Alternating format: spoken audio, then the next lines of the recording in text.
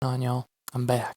Asmongold's come out with his review for Final Fantasy. I think he finally beat all of the dungeons on Extreme except for some final dungeon. I've watched the first few minutes of this and he mentioned there was one thing, but the way he describes the game, I wholeheartedly agree with the fact that the narrative that exists within the Final Fantasy universe does promote and leave an impression on the community of how to behave. And I think it really does make a difference that there's no opposing player faction that you necessarily have to deal with to force a negative attitude and an animosity between players. So there's just an overall more positive, friendly player base that exists. He'll elaborate more. Let's watch. What's up, boys? About a month ago, I started playing Final Fantasy XIV, and a few days ago, I finished A Realm Reborn. Today, I want to give you a review of that experience. I went through the whole story. I went through all of the post-A Realm Reborn content. I did all of the raids, including all of the ones on Extreme with minimum item level and no echo in order to have as much of an authentic experience as possible. Did not do Savage Coils yet, however. Right. And I have had a very good time. I think that I've actually really enjoyed myself. And before I get into just in general why I feel that way, I want to explain kind of what I went into it with the perspective of. Because going into Final Fantasy XIV, as I'm sure a lot of you guys know, I had a million people telling me, oh, you should play this class, you should play on this server, you should play this way, you should keybind this way, you should play in this, with this action bar, you should play... Leave Brittany alone! With this add-on, you should play with a boost, you should not boost, etc., right? I had a million voices in my head, and, a million more voices in my head, and I just was going insane having these people try to tell me exactly how to play a video game. And at a certain point, I just told myself, well, listen, I'm going to play it the way I want to play it. I'm going to do it the way I want to do it. And I heard a lot about the story of Final Fantasy XIV, and I felt to myself that this is a game that is primarily driven by that story, by that narrative process, and that's really what I want to focus on. So I played a lot of the game primarily as a single-player game. And that's what I want to know from people who really have a better understanding and a greater experience with Final Fantasy, is that I got this game with my cousin, and a lot of times I feel like I'm playing a single-player game in parallel with my cousin, because a lot of times I'm forced to disband from the group because I have to go into some kind of solo duty. Is that forever, or is that for expansions X, Y, etc.? Are some expansions more multiplayer based? That's what I'm really looking for, is that ability to kind of hop on and be in the party the whole time, socializing with my cousin and enjoying the story with him in tandem. That would be nice. I went through the quests, I read everything involved, and the ironic thing is that if I wasn't streaming it, I would not have done that. And I feel like I've had a better experience because I did stream it, which is usually not the case with streaming video games, because whenever you're playing it off stream, you'll have more time to take everything in. But the reality is I know myself, and I wouldn't have read the stuff in the same way that I did whenever I saw it and I did it on my stream. And there's a lot of parts in the campaign that I have kind of breezed through, and it is somewhat regrettable, but I'm trying to take the approach of streaming it and treating it like a story, and even trying to voice some of the characters, though, when it's later at night like this and I have to be all ASMR, talking softly and potentially whispering, like, I'm probably just going to read it like this for every character, but at the very least, demonstrating that I care to get to know the story and what's behind all these characters that I'm doing all these quests for, because a lot of the time it feels like a FedEx if you don't read anything, but the characters can be interesting. Experiencing it with you guys. So I want to talk to you guys all about where those high points were, where the low points were, and just in general kind of how I felt about the whole story. Now, if you want to take a broad approach to the Final Fantasy story, I find that one thing that's very interesting about it is that there are very few characters and very few forces in Final Fantasy that are purely chaotic evil. If you want to look at the Dungeons and Dragons alignment chart, there are very few pure evils in Dungeons and Dragons. There's a lot of them, but in Final Fantasy, there are actually very few of those. And oftentimes, as you learn more about the story, you'll learn that many times the evil is misunderstanding, or the chaotic nature of something is misunderstood. And I find that to be very interesting, and I think also it lends itself to telling much better stories in terms of redemption and also in terms of retribution, because I find that to be much less common in Final Fantasy than it is in, let's say, World of Warcraft. And I'm wondering, because I haven't played it through the way that he has, and I'm sure I'm going to encounter some spoilers, but I don't care. I'll play through it anyway for the experience myself. But are there going to be these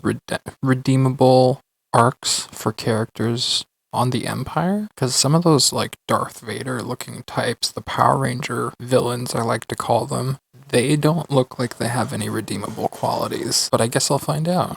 I've noticed that in many cases with the game that, this character that does this terrible thing is granted, they atone for their sins and they're Right. sorry and they willingly turn themselves in. And I think that degree of redemption and that degree of kind of, I think, true moral grayness is, it lends itself to creating a more compassionate player base in a way, because I think that gives people the narrative idea inside of the story that sometimes whenever people do things that are bad, you might not necessarily understand exactly why these things are happening. And so it's kind of interesting to see how the player base is different from other MMOs and see how some of that could be reflected from the narrative storytelling inside of the game and how that imprints onto the player base. And I think for me personally, the high points in a story, I had a few high points in a story, definitely. I thought the one thing that was so fucking cool was Garuda, right, with the song and the music and everything like that. The fight itself was okay, it was fine, but I really liked the song for it and the music. And then later on, doing Ultimate Hmm. Weapon on Extreme, I thought that was really, really cool, just because of how flashy and just absolutely dazzling it was. And in the story itself, the narrative itself, when did I really find myself attached to it, and when did I really care? I think the first time that I found it to be very interesting and I really thought it was cool was Before I hear his, I just want to say I wasn't really hooked until everyone at Vesper Bay got murdered. And now I'm like, oh. Because I was having this feeling of like, I can't get here unless I use one of these letters that I have to like use every time I want to teleport there quickly. Otherwise, I gotta run. And then all of a sudden, everyone dies, and it's like, you mean I don't have to come here anymore? And then I'm forced to carry 4 bodies on my back at a time. Found that so interesting. in the coils of Baphomet, or whatever you call them. Whenever Alphanod the Redditor and his sister Alice, they meet their grandfather Louisoix, and they're like, "Well, what the fuck happened? Like, how is Baphomet still alive? I thought you killed him." And what happened all those years ago in Calamity? And then it just fucking he just looks to the side, and then it fades out, and it plays a full fucking CGI cinematic of this guy literally turning into a phoenix, a primal. The guy himself turns into a fucking primal and turns into a fucking Kamehameha bolt, pierces Baphomet's heart, fucking basically almost kills him, and then rebirths the entire world. And to see that in an actual cinematic, whenever you don't really know what happened, it's very gray, and then just find the story and realize that something that you thought was evil or whatever was actually just the most pure action that you could possibly take. I think that was just so incredible and so cool. And that was, Hmm. in terms of like a, what's the word for this? In terms of a like theatrical perspective, I think that was definitely a high point. But if you want to talk about like what really got me and what really made me feel like this story is fucking cool and this is like really special, is actually whenever you were going to the top of the fallen airship. Apparently there was like some big war and the dragons interceded in the war, and this Right. like giant dragon like Midgard Sommer like So he's about to spoil the part that I'm on, but I'm okay with it. wrapped himself around like the main like flagship, and the flagship went down and it killed everybody on the ship obviously, and also killed the dragon. Well, except for Sid, I guess. And but the dragon wasn't necessarily dead. Nobody really knew what was wrong with the dragon. Nobody knew what was going on.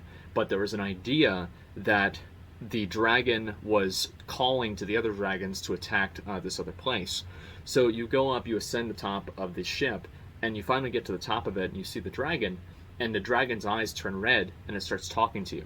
And the dragon, it was supposed to be fucking dead. and now you're just having this conversation with this dragon.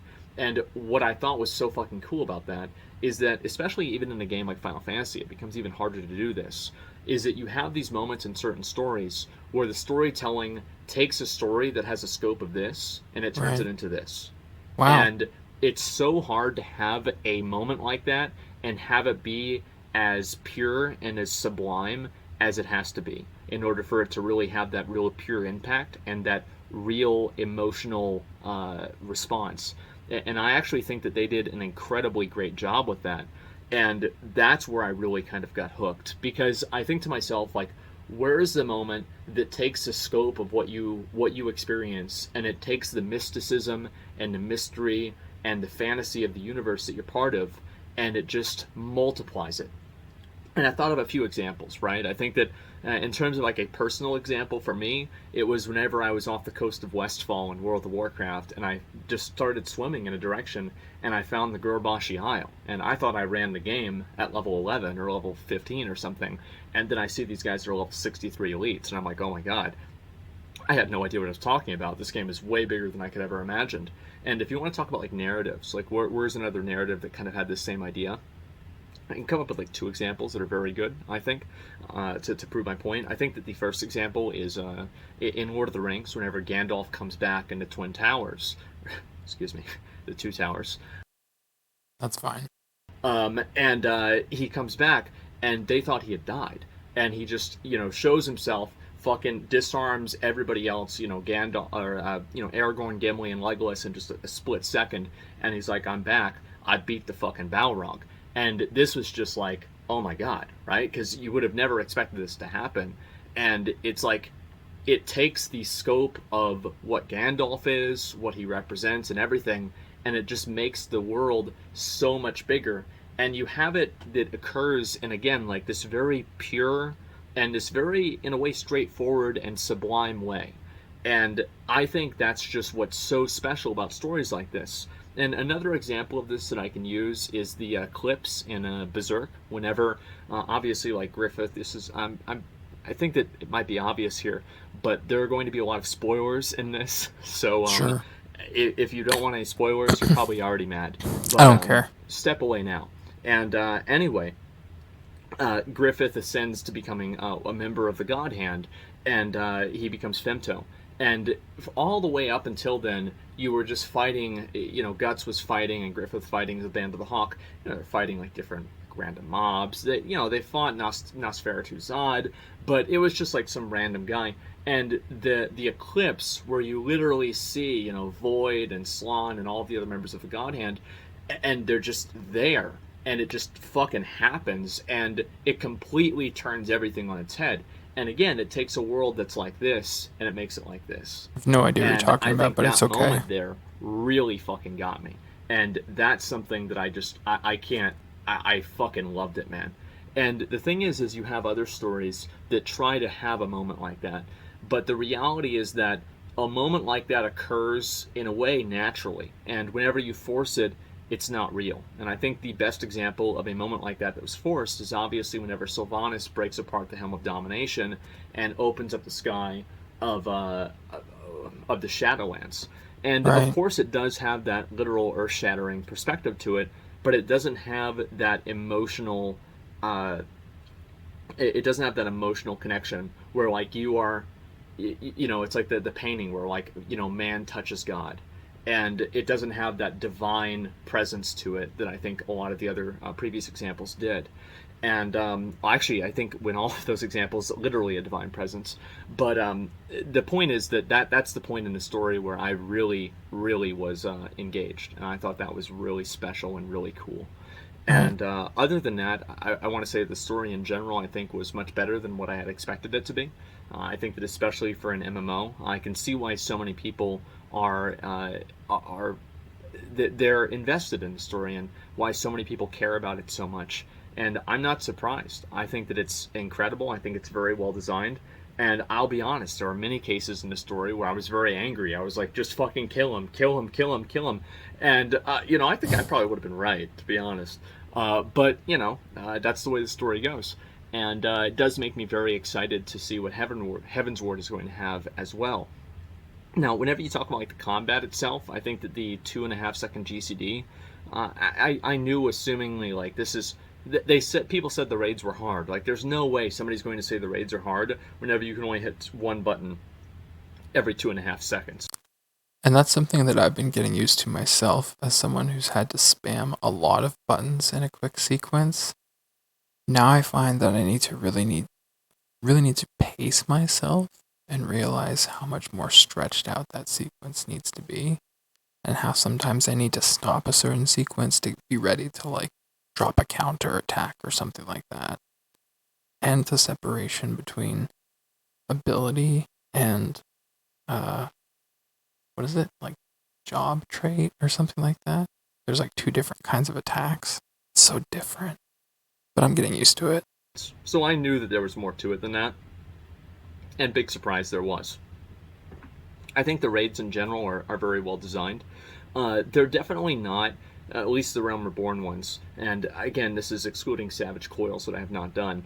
Uh, the Realm Reborn fights do not have the same type of like mechanical and DPS requirements that something like Mythic Castle Nathria or Mythic Sanctum of Domination would require in World of Warcraft. But I think that it's kind of like comparing something that came out in like Wrath of the Lich King raids versus the Realm Reborn raids, and in that case it's much more of a closer comparison. So I do really look forward to doing more of the raids, and I felt like it's funny because as a tank, usually you just sit there and tank, right? That's about it. But we did Ramua, or the Forest Lord, the Lord of Levin, and we did him, and it was like, again, right? This is what I used to have to do as a tank. Now I have to do this. And I'll admit, there was a little bit of growing pains there. It was hard for me to do, but I'm glad that I did. And I look forward to doing more fights like that as well. That excites me because I chose Paladin because I just wanted to be that sword and board, like durable tank. I don't know how much I outperform his job, but I like the fact that I don't have to pick a new character if I want to try that job later. It's just a matter of leveling it up. I think that there's a certain degree of overcoming challenges and winning in that way, especially whenever people know that something is difficult, and to overcome it like that's fulfilling to me, that I do find fun. And I think that a lot of my audience enjoys it as well. So I do really enjoy the raids. I think that's probably, if I had to say, like, why do I really, really like playing the game, besides the Gold Saucer? It's the multiplayer socialization that happens through these little dungeon sequences. Those are the juicy bits. Everything else is just like, you know, whipped cream on top. It's good, but like, it's not really what turns my crank. Although I am enjoying the story more and more as I sink my teeth into it and take the time to read. Why do I really, really like playing the game? It's because of the raids. I think that the raids are the most enjoyable thing for me. They're the most fulfilling thing for me, and they feel the best whenever we complete them and whenever I get better gear.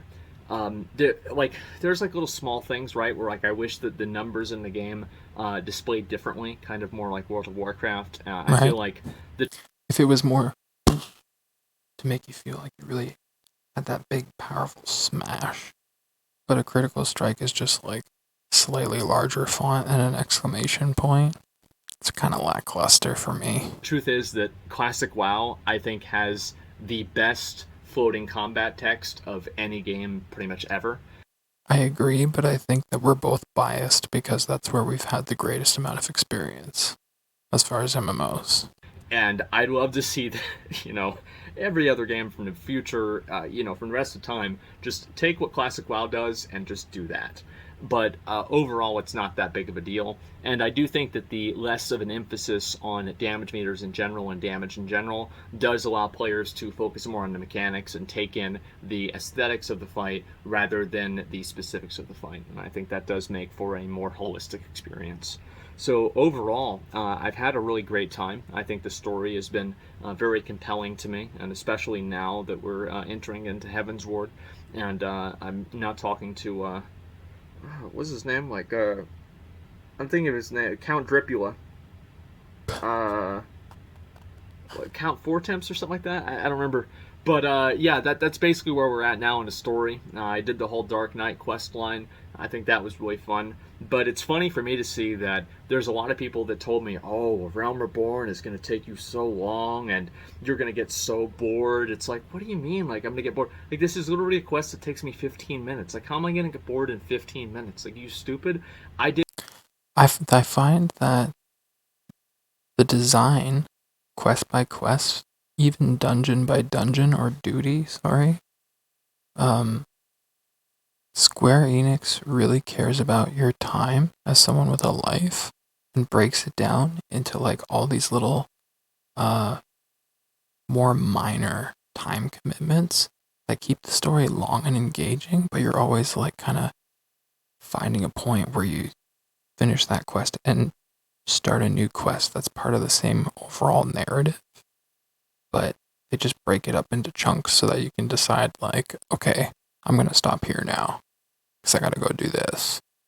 It's less of that, I have to do this now or else I'm going to fall behind. It feels like you can really just, you know, it almost encourages you to play more if you have the time because you feel like you're accomplishing so much and it feels good. Did a achievement in WoW that required me to get 250,000 honorable kills, and in an entire day of farming you would get maybe 1 or 2,000.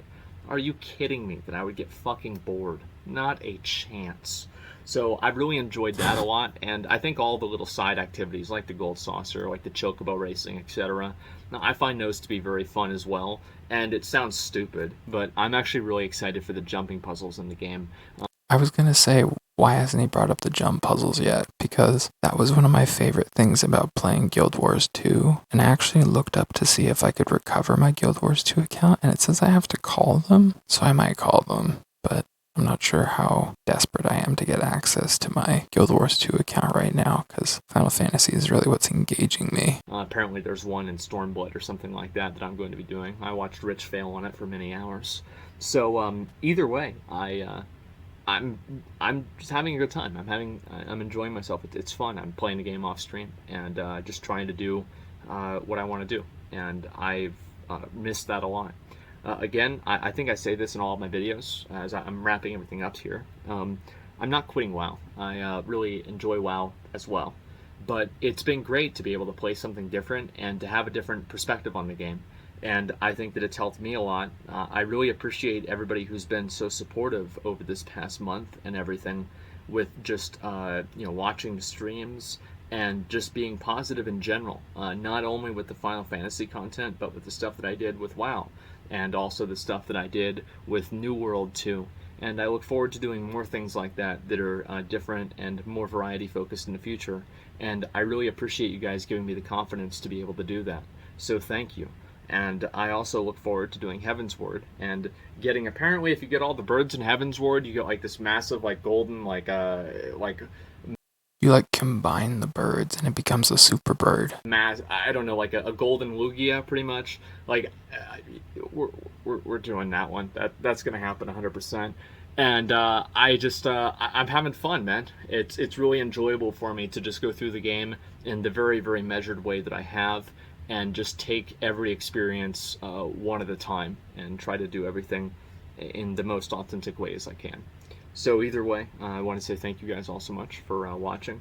I've really enjoyed the game, and I look forward to apparently doing the fun part of the game, because I enjoyed the post to Realm Reborn content. I thought it was completely fine. So if that was fun and that was enjoyable for me, I fully expect that Heavensward will be 1,000 times better, and I look very much forward to doing it myself. So that's about all I've got. I've enjoyed myself a lot, and I look forward to doing a lot more. So until next time, boys, peace. And I really look forward to hearing about his New World review as well, because it's going to be the New World video, at least for this alpha, beta, new release, whatever it is. In any case, I'm going to get into some Final Fantasy myself now. I was playing some last night, and I just did a recording of it, so I do want to make the effort to try and record as much of my gameplay as I can, with me at the very least reading the text, so I can always try to edit over later and add voices and find funny moments that I come across and things like that.